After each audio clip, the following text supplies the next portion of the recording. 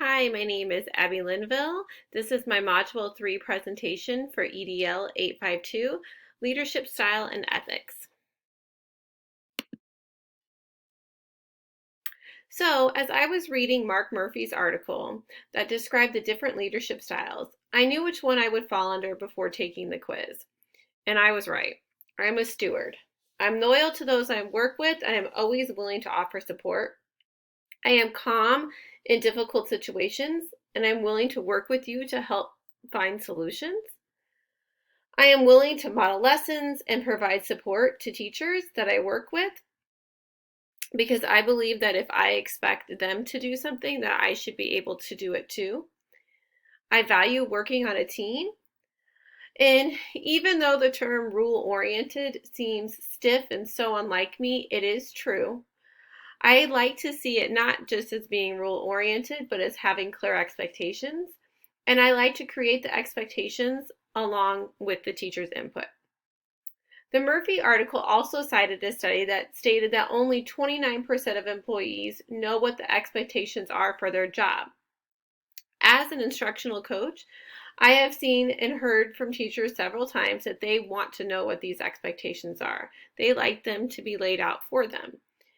So, as a coach, I have worked to help teachers set expectations for what makes a good interactive read aloud lesson or what makes a strong guided reading lesson.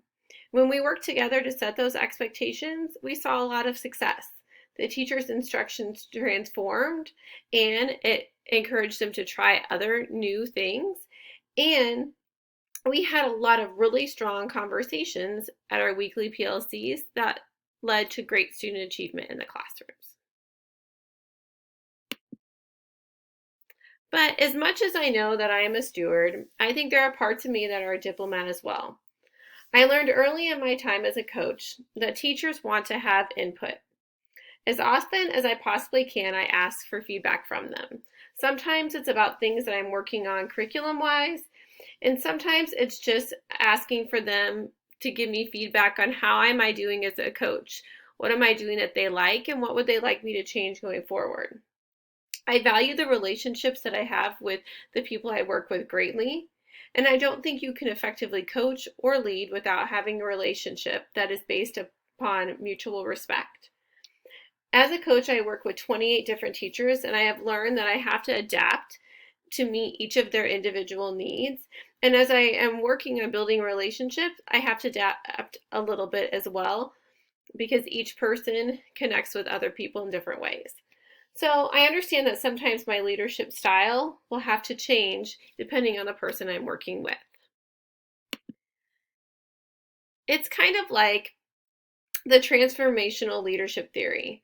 Even though that's doesn't necessarily fall underneath the diplomat or the steward, I know that I want everyone to be their best self, and I want to empower teachers I work with to take risks sometimes and to try out strategies that they are uncomfortable with. So in order to get people to be encouraged to make these kind of changes, I will probably have to change my leadership style to match some of the other leadership styles that were described in Murphy's article as well. Next up, I looked at my Leadership Compass self-assessment results from Be the Change Consulting. My highest score was the West Analytical, and really close second was the South Empathy.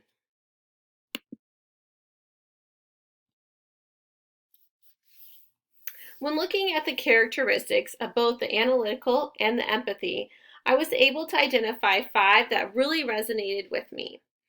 I am extremely data driven. I like to look at data frequently to see if the practices that I am encouraging teachers to use and that they are using, if they are effective or not.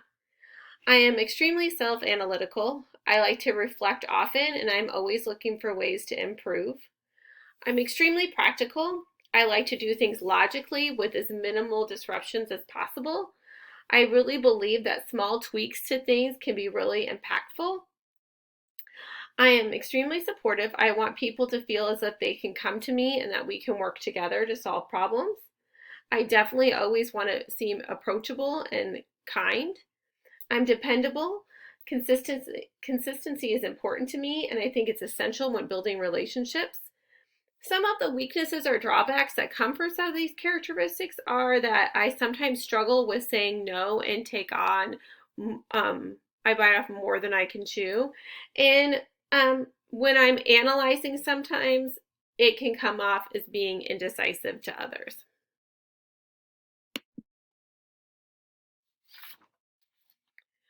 The article Seven Leadership Qualities and Characteristics of Good Leaders by Brian Tracy gave a lot of good information. One thing that stuck out to me was the importance of communication. Not just communicating clearly with your employees, but also with being a good listener. I have worked a lot on this as a coach, to be okay to just sit and listen and give someone my 100% focus, but then after listening to them, taking a moment for myself to reflect on what they just said and to formulate my response.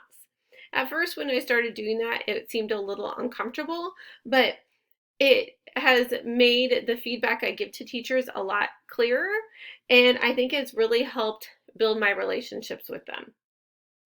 I took the 7 leadership qualities and categorized them into my strengths and things I need to work on. I always have a vision for something, but I need to get better at planning to make that vision happen. I'm good at making short-term goals, but I also need to work on setting some long-term goals as well. I also need to cut back on my analyzing and start to take risks. I have no problem taking responsibility when needed. I know that listening to others' feedback is extremely important, and I love to hear the ideas that other people have. My focus on building relationships means that I know the importance of being transparent and honest, and that integrity is extremely important in that as well.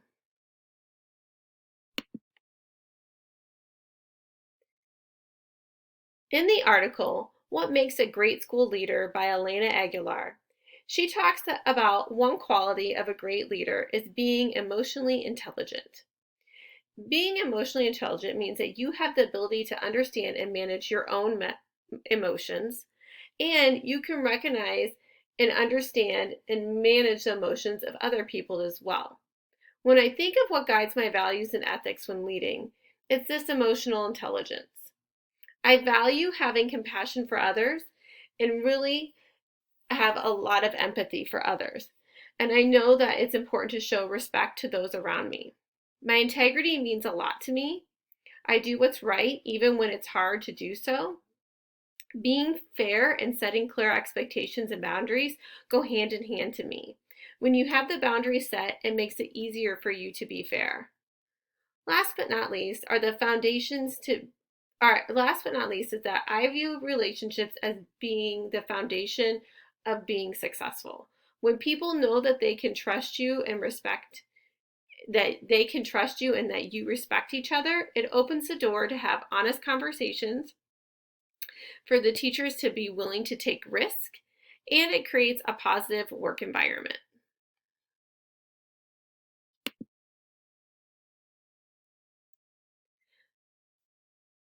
This is my standard correlations.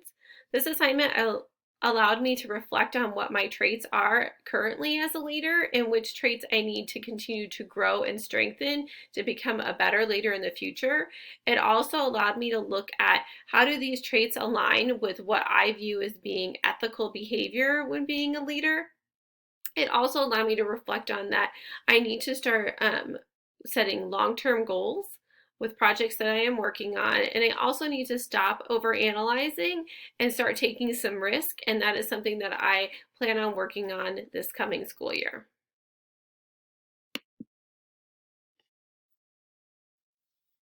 Here are my references for this assignment. Thank you so much for listening.